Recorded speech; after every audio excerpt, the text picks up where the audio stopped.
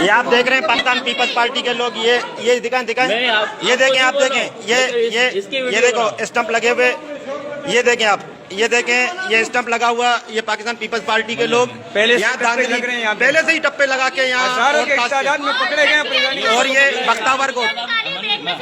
अस्सलाम वालेकुम, मैं आज़ाद उम्मीदवार की तरफ से हमारा इनका भी निशान है ताला। ये देखो पाकिस्तान पीपल्स पार्टी की तरफ से इन्होंने पहले से टप्पे लगा के रखे हुए, ये हमने पकड़े हुए और इनकी जो पोलिंग एजेंट है वो भाग गई है, उनको भगा दिए गए। ये बना दे बनाए सर, इधर आ जाए, इधर आ जाए, भागना नहीं। ये प्रेसिडेंट ऑफिसर ये मिला हुआ है,